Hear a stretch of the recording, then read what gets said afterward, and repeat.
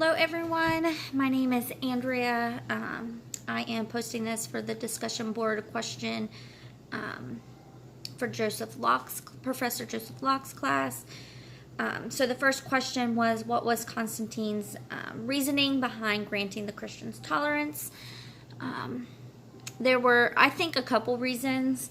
In our book on page 144, we really see how he ran the empire, strengthen and expand the Roman Empire. Because of this increase in political and military reform, he did use much of the funds, and the population, however, wasn't growing. And so he wasn't able to tax anyone because they were already being taxed at their maximum. And then we read the Edict of Milan. So partially, I do believe that this was to bring other religions into the community. More people meant he was able to tax more, and it was going to increase the funds, although it never really outright comes and says that. And that kind of answers one of the other questions further down. Could there have been other motives? And I definitely believe that being tolerant in that time, in a period where no one was really tolerant to other religions, that was one of his bases. Another thing that I believe was that he wanted, I don't believe, he does state that he wanted blessings. He wanted the blessings from everyone's gods, basically.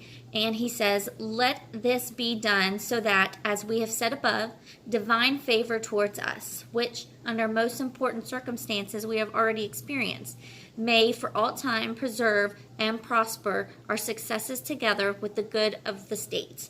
And, he wanted those blessings. And he also states that he was going to concede to other religions also for the sake of peace. So we see two situations. It doesn't really say in our book that the blessings were what he wanted, but it does say it in the Edict of Milan. The second question was, does the Edict of Milan provide any evidence that Constantine had converted to Christianity? I do not believe so. It did say in our book on page 184 that he was the first Christian emperor, but he was not baptized. And I do believe back then you had to be baptized. That was a requirement. I am not 100% sure on that. Sorry, my camera is out of focus. There we go.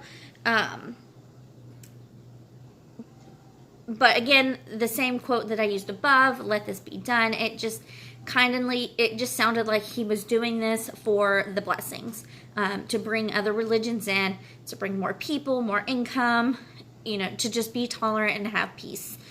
I apologize, I'm saying a lot.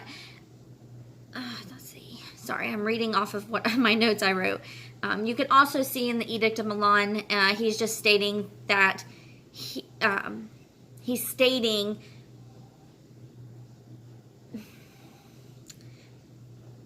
how do I put this? He's not using himself in those categories. He's not saying we as Christians or me or anything like that. He never states that he believes in God. He addresses them as them or to the Christians. So he's not really counting himself in that.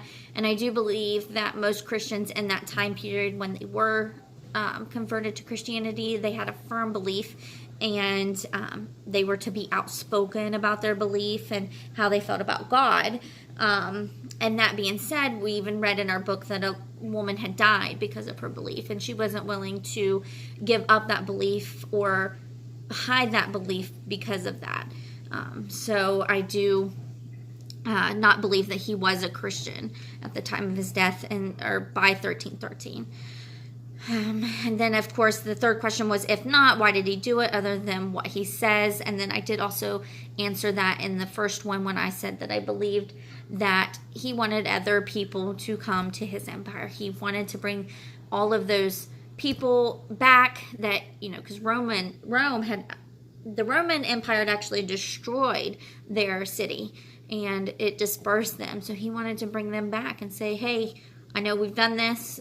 Come back. We're going to be tolerant. We're going to let you practice what you want. We're going to give you everything back that we took. and that was going to bring an influx of population. And then it says what happened to Christianity after the empire following this edict. As I said before, it says that Christianity flourished after that. And in our book on page 184, it says in less than 4 centuries, Christianity had triumphed. So we know that they succeeded, and Christianity was actually part of the Roman religion.